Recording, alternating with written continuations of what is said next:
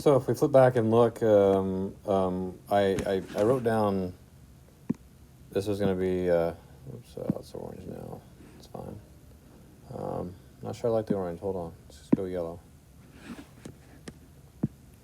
This was 2.1 and 2.4 in big ideas. So this is going to cover both of those assignments in there.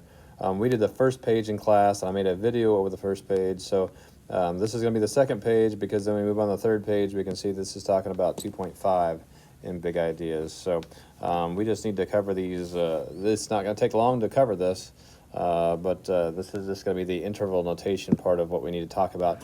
And a large problem will be when we go into big ideas. The interval notation is not going to be part of this. I just needed to introduce you to it and work on solving some other equations, just as extra practice.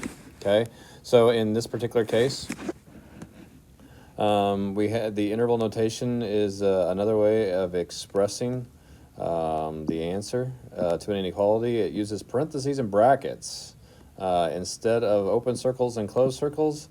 We indicate an open circle with a parenthesis because it doesn't include, and then if we're going to include, we're going to close that bracket, okay, off, and that's going to represent a closed circle. So we'll get into that hopefully here in a second.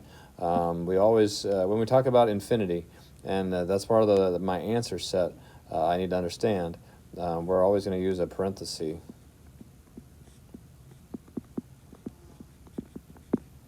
with infinity or negative infinity. If we go off to solve number one here, I'm actually going to solve this one two different ways just to show us that we can, but typically we're going to distribute, so that's going to be 4x plus 12 is going to be greater than a negative 24. To continue to isolate x, we're going to subtract the 12 over to get 4x is going to be greater than a negative 36.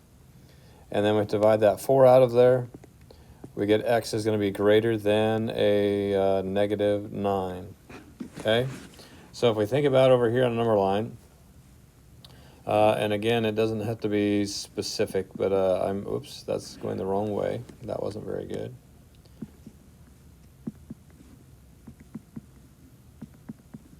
We decided that we had a boundary at 9, and previously and to this point, we had open and closed circles. So I'm going to write it like we would have. We'd have had an open circle at 9, and then x has to be greater than negative 9, so that means that we're going to shade to the right. Okay, so that's how I would have graphed the problem earlier in the week.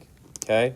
What we're saying is now we can graph this with parentheses and brackets. So I can actually use the same exact notation, except I'm going to put a parenthesis here, and then we're going to slide that to the right. So that's the same exact concept, except we're going to use parentheses and brackets, except instead of open and closed circles, if I could talk. Now, interval notation is the answer. That's what this is actually. I threw this in here because I wanted us to have an introduction to this. Okay? Now I know that my boundary is going to be negative in 9 on the left, and since this arrow points right forever, I mean my x values can go to 0, it can be 10, it can be 1,000,000, it can be 2,000,000, it goes on forever. So therefore we're going to be off to infinity. It never stops. Okay? Now the thing is that we also have to, in interval notation, we have to include my parentheses and my brackets as well. So negative 9, we did a parenthesis because it wasn't included in my solution set. And because infinity is never reached, we can continue to move on forever. That will be never included either, so that gets a parenthesis. So there's the interval notation for that answer. Okay? And hopefully that's something that we can kind of get a little bit of introduction to and taste to as we move up the chain in math classes. Our answers are going to be in interval notation. Okay.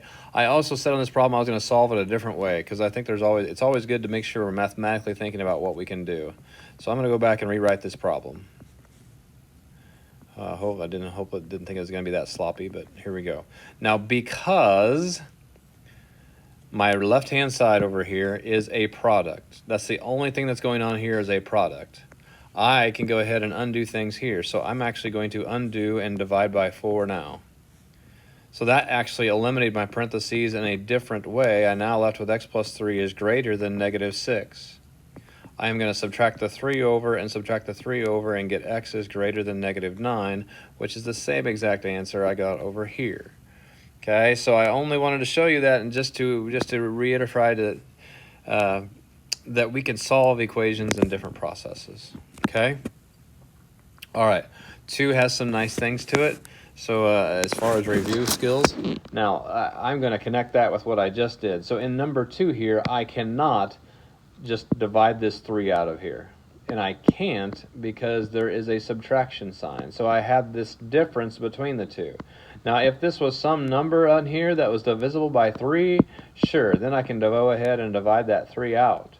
But I can't because there's a subtraction. Where up here, yes, there's an addition, but it's inside the parenthesis, and the only thing that was happening on this side was this product. Okay, so that's why we have a different process that we're going to go about this guy. So this is a case of we are going to distribute that -3. So I hope this isn't a sign. My pen is dying. X minus, we're going to distribute the -3. So -3 times x is -3x. -3 times 2 is a -6. And that is going to be greater than 4. So we have eliminated the parenthesis by distribution. Now we're going to combine some like terms. X and -3x are like terms. I have 3 negatives and 1 positive, so that's going to give me a -2x minus 6 is greater than 4.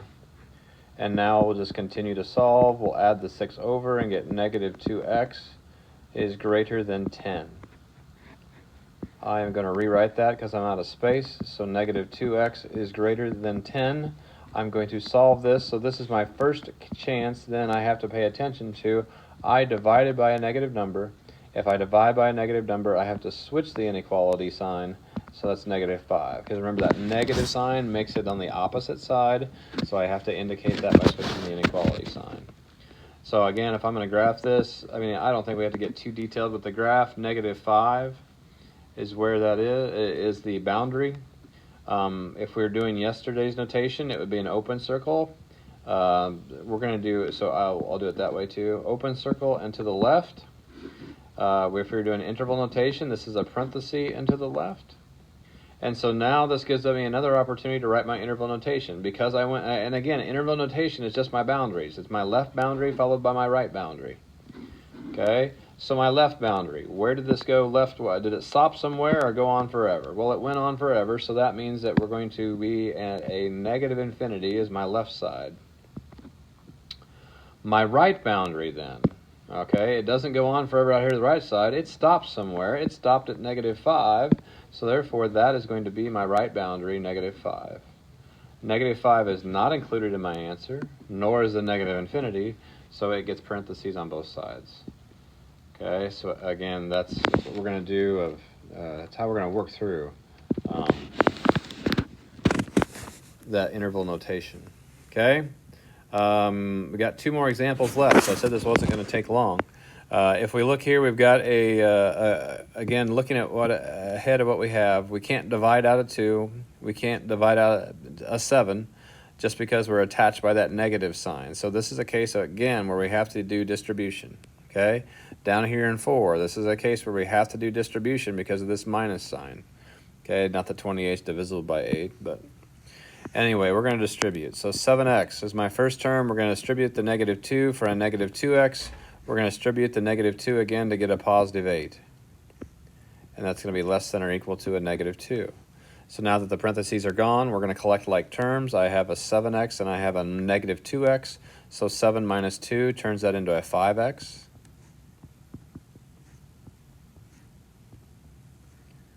And again, we start that process again. We're just going to isolate the variable. We subtracted the 8 over, so 5x is less than or equal to a -10. I've run out of space, so we're going to rewrite this up here. 5x is less than or equal to a -10. We're going to divide that 5 out of there. So that means that x is less than or equal to -2. And again, I had a negative answer, but I wasn't. It's what I'm dividing by. I'm dividing by a +5 and a +5. So since I did not divide by a negative number, it's going to stay put as far as the sign. All right, so this is our first one. We get to use something different. So we have -2 here in the middle. If we were graphing this on yesterday's assignment, we have a closed circle at -2. And the reason I'm keeping on the closed circles and stuff is because when we get to big ideas, it's still going to do open and closed circles. This is just an introductory thing. So we're going to shade that to the left because we talked about all the values that were less than -2. Okay. If we were doing an interval notation, we could now put a bracket here at -2 and shoot that off to the left. So that's the different styles of graph. So now it's time for my interval notation. So again, my interval notation is going to be boundary based. This goes left forever, so my left-hand boundary is -infinity. My right-hand boundary, it does not go right forever, it stops somewhere. Well, where does it stop at? It stops at -2. -2 is included in my solution set, so it gets a bracket. Infinities will always get parentheses, so again, I've got my solution written. And one last problem to do. We got a -8x when we distribute there. We've got a +8 when we continue that distribution, and then I got a -x is less than or equal to -28. Combining some like terms here, I've got a -8 and a -1. They're both negatives, so that's -9x.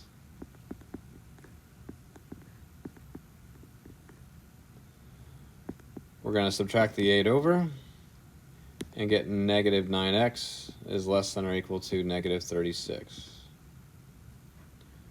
Again, we're running out of space for some reason here.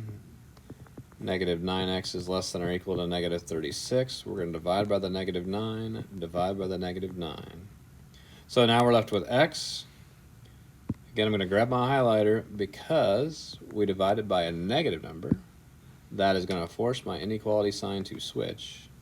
And then we're left with 4. Okay, so again, that's going over to the graph. 4 is going to be my mark. If I'm graphing it with big ideas, I know it's a closed circle, and we're going to move to the right with that. If I'm graphing an interval notation, I've got a bracket at 4, and we're shading to the right of that. And we'll get into compound inequalities next time, so we'll have more than just one boundary always being infinity. But again, it's my left boundary, my right boundary. So this one works so different.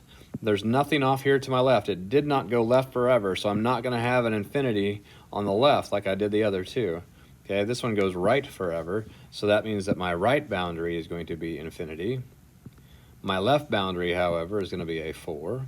4 is included in the solution, so it gets a bracket, and we're going to infinities always get parentheses. So we're going to call that good.